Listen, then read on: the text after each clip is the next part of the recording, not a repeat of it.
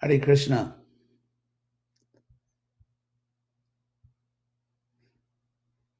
So, welcome to our Bhagavatam class. It is April 12th, 2020, and I'm in Coronado. So today we're going to begin with the Bhagavatam. If I can get my computer to work here. First canto, chapter 6, text 11. Om Namo Bhagavate Vasudevaya. Om Namo Bhagavate Vasudevaya. So, 1:6:11. Spitan Janapadangs Tatra Puragrama Brajakaran Ketakarvata Vatischa Vananyupa Vananicha. So, Narada is out exploring the world. He's just a young boy. I guess he's still 5 years old. And so here we get a list of this variety of places that he's going to. So spitan means flourishing, Prabhupada says, and then janapadan literally means a people place. It can mean a country. Prabhupada says metropolises. It can mean human settlements, countries, areas. So flourishing areas, flourishing cities, flourishing areas, tatra, therein. I'll read actually Prabhupada's translation. After my departure, I passed through many flourishing metropolises, towns, villages, animal farms, mines, agricultural lands, valleys, flower gardens, nursery gardens, and natural forests. So that's Pura, of course, means city. Grama is a village. Brajakaran, Braja is like a farming community. Akaran, it could mean, Prabhupada translates it here, mineral fields. Keta Karvata, mountain villages and little communities. Gardens, Prabhupada says here, flower gardens. Vatisha, Vanani, so it means forests, and Upavanani, sort of like small, like woods, smaller forests, woods. So anyway, Narada Muni is off to see the world. He's off to see the world. He wants to see the creation of God. And as it is said, travel is broadening. If you've lived your whole life in one place, sometimes you don't really get a good grasp of life. That was actually the case of the German philosopher Kant, who kind of lived in the same place. And anyway, it's another topic. But so Narada's off to see the world, to see Krishna within nature, within the varieties of life. We can understand the creation. We can understand the creator also by studying his creation. We don't understand everything about the creator, but it gives us a sense of his artistic, creative power. And it gives us a sense of the variety of life. You see different people and how they behave, and you can compare to your own behavior. So I think it's known all around the world that travel is broadening. In England, for example, a few hundred years ago, there was a custom that a young man from a good family, after he graduated from school, he would go to Europe and travel all around Europe and just learn and study and so on. So it's always been known that traveling has that effect. So the next verse is more about Narada's travels. Chitra dhatu vichitra drin ibha bhagna bhuja druman jala shayan shiva jala nalini sura seivita chitra swanai pattaratar vibramad brahmarasyaha. So Prabhupada translates this: I passed through hills and mountains full of reservoirs of various minerals like gold, silver, and copper, and through tracts of land with reservoirs of water filled with beautiful lotus flowers fit for the denizens of heaven, decorated with bewildered bees and singing birds. So Chitra Dhatu means colorful minerals. literally, which Prabhupada translates as gold, silver, and copper, Vichitra Adrin. So literally, he saw hills, Adris, which were colorful with all kinds of minerals, with all kinds of beautiful minerals. If you know this, actually, if you look at mountains, sometimes they can appear many different colors based on the types of minerals they have in the soil. So Iba Bhagna Bhuja Druman. So and forests with trees whose branches, Bhuja, Bhagna, were broken, Iba, by elephants. So in a forest with elephants, they're reaching up for leaves and they're very big, and sometimes the elephants go crashing through the forest. So you can tell that this is an elephant. This is a forest or a jungle where elephants live. And Jalashayan, water reservoirs, Shiva Jalan, with very auspicious water, could mean clear water, pure water, drinking water, potable water. Nalini Surasevita, and lotus forest. Sorry. Call you back and give you a class. Sorry about that. I don't know how to turn the. Actually, I'll just maybe turn the volume down on this phone. Volume off, okay? So, Nalini, so areas like lotus ponds, which are Surya Sevita, literally means that the demigods would go there because they were so beautiful. So, Chitra Swanaik, with variegated sounds, Patra attire of birds. That's funny because Sanskrit is actually can be very funny. Rata means a vehicle, and Patra means like a feather. And so literally creatures whose automobiles are wings. So they have feathers, and they have sort of feather cars, feather vehicles, which, that means birds. It's kind of a funny word for birds. Vibramad Brahmarakshya, and bees, which were just sort of darting about. Prabhupada says bewildered. Bewildering, he says Vibramat, and in the verse he says bewildered bees. I think if you look at the word Vibramat, it could mean that. It sort of means bees are kind of darting all over the place. They're not sure where they're going. So Brahmarashriya. So they want these. So this is all going on there. So it's a scene of great beauty. It's many times stressed how colorful it is. We have the word Chitra Dhatu, Vichitra Adrin, Chitra Swanai, that there's great variety, colors and sounds. It's this, just all kinds of colors and sounds. And here's this boy who lived in this little village his whole life, and suddenly he's seen the wide world. And of course, he's Krishna conscious. He's become a great devotee, so he's marveling at the amazing creation of God. So then it said more descriptions. It's interesting. The Bhagavatam is there's a certain enthusiasm here in the Bhagavatam for all the beautiful creations of Krishna. Obviously, we don't try to exploit them. We don't try to enjoy them without Krishna, but there is, just because it goes on and on, this detailed description, an enthusiasm, an appreciation for the beauties of nature and the variety and just what Krishna has done, the artistry of God.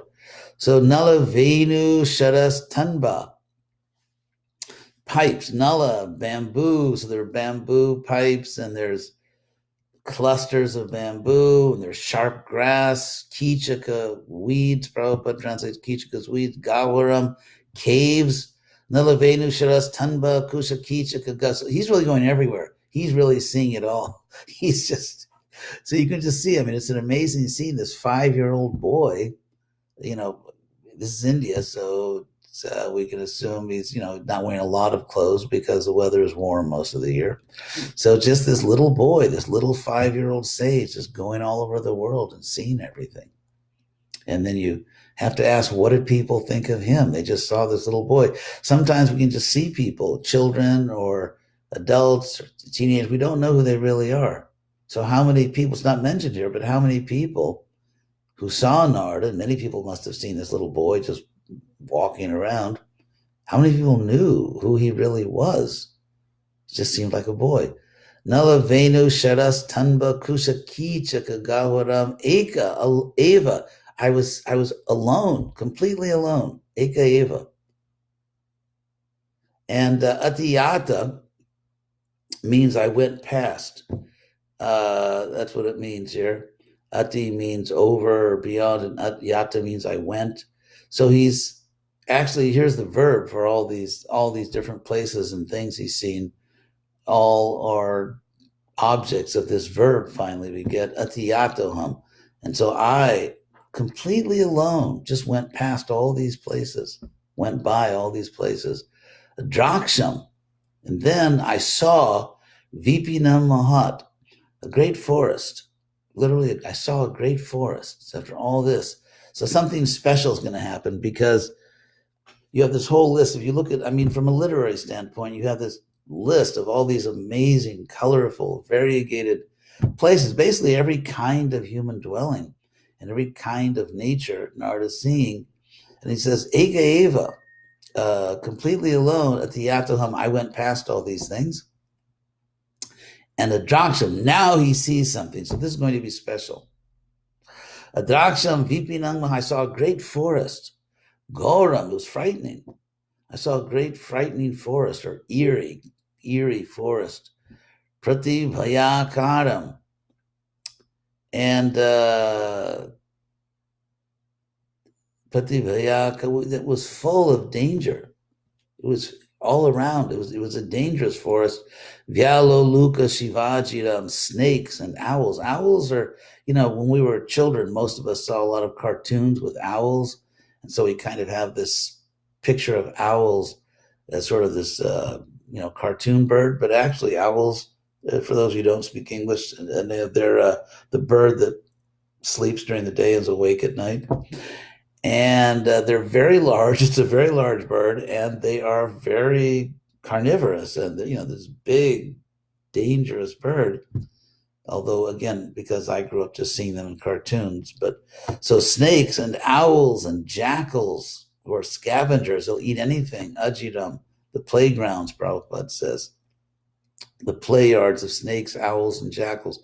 Dangerously fearful forest, Prabhupada says. So now it's kind of changed. The mood has changed a little bit. But before, everything's colorful, beautiful birds singing different songs, and just mountains of different colors with different minerals, and forests, and big forests, little forests, flowers, and lotus lakes, and everything. And suddenly it's getting very dangerous. So let's see what happens. So it's funny, because it's here in this dangerous place that he actually finally, he's just tired. It's like, whew, I'm tired of traveling. He's been all over the world. Now he's getting tired. Parishrantendriyat maham. And he says, now my Parishrantendriyat maham, Shranta means tired. And Parishranta means really tired, like I'm just completely tired. Indriya, all my senses. And of course, there's also the working senses. That means his arms, his legs. He's just tired. He's tired of seeing things. I mean, that's common. Like if you go on vacation, you see a lot of things. At a certain point, you say, okay, I'm tired of seeing all these things. I mean, we talk like that also, like I'm tired of seeing European palaces, or I'm tired of walking through this forest, or this jungle. We've seen it, and I'm kind of tired of it. So he's physically tired, and the idea is kind of probably a little mentally tired. He's just seen so much. Parishantendriyatmaham. So, and it's interesting. He says atma. It's like it can just mean in Sanskrit, I was tired, or my soul was tired. In other words, as a soul, as a Krishna conscious soul, I was just tired of all this. So his body's tired, his mind is tired. So tritpadito, and I was filled with thirst. And he means physical thirst. He's really thirsty. Bubukshita, he's hungry. Snatva, so, and then bathing, pitwa, and drinking, hriday, nadya, in a river lake. So if you know rivers, they flow along, but sometimes just the way the topography is, uh, the river will widen and just become like a big lake.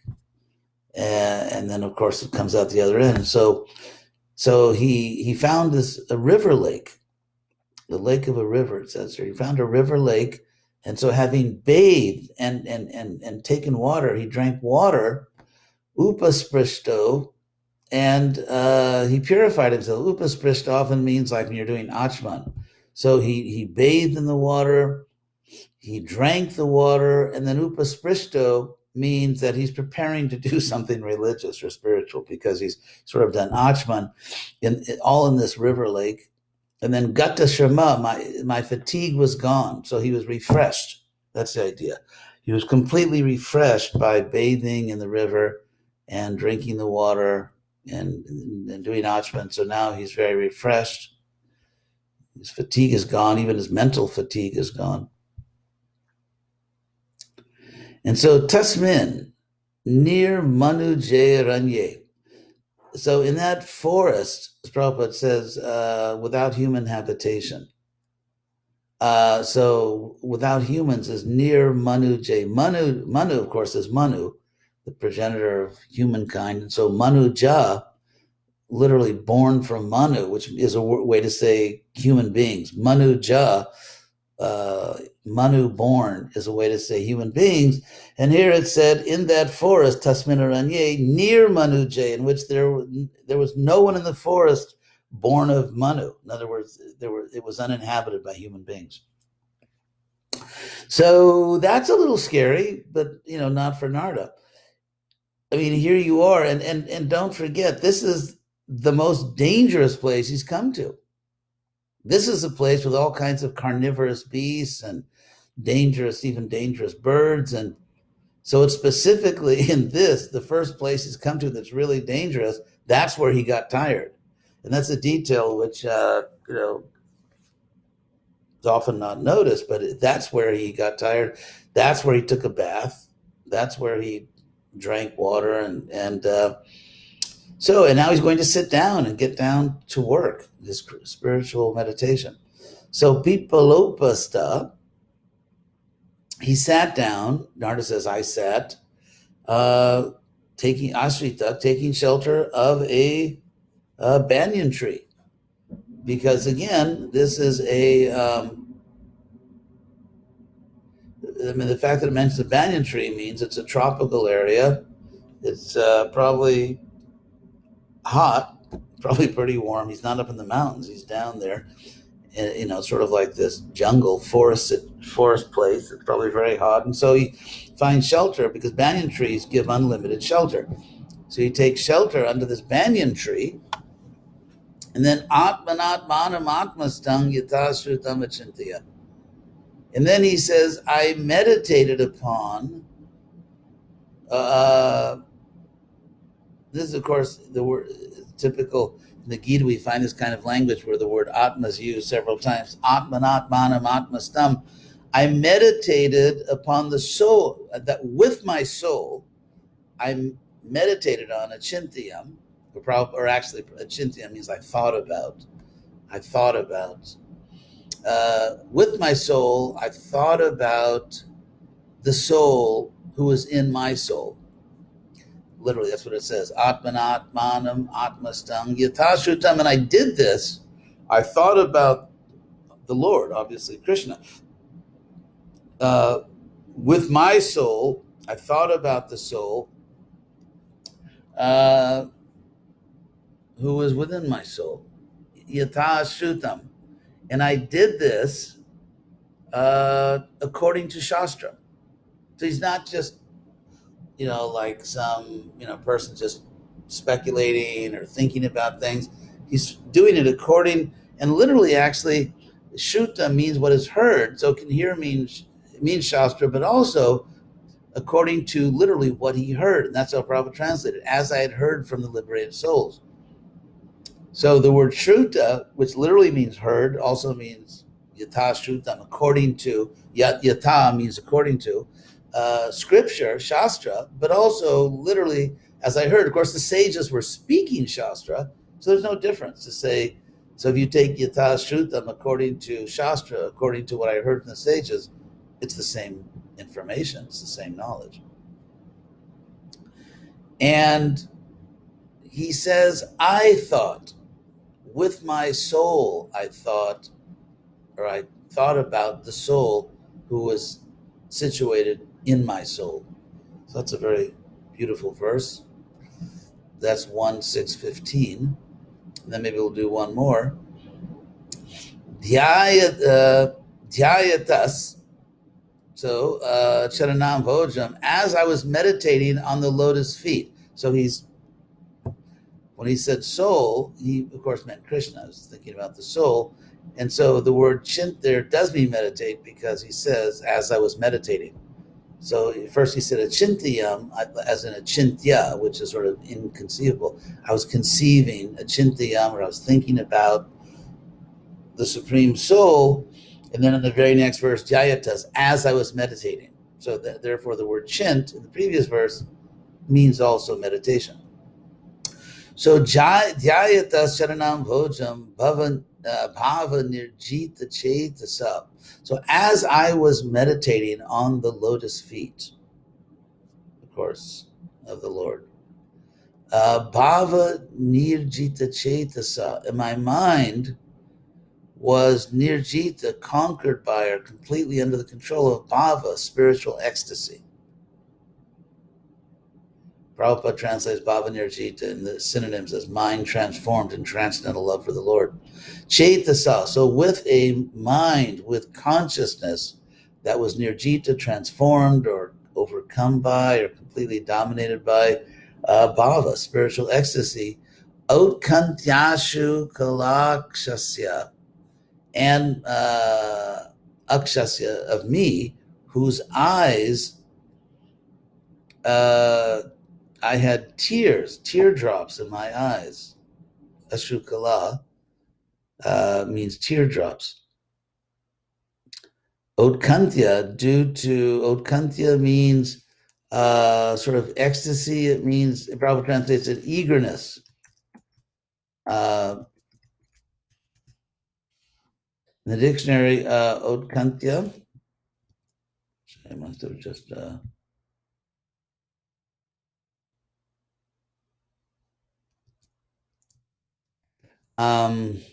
oops.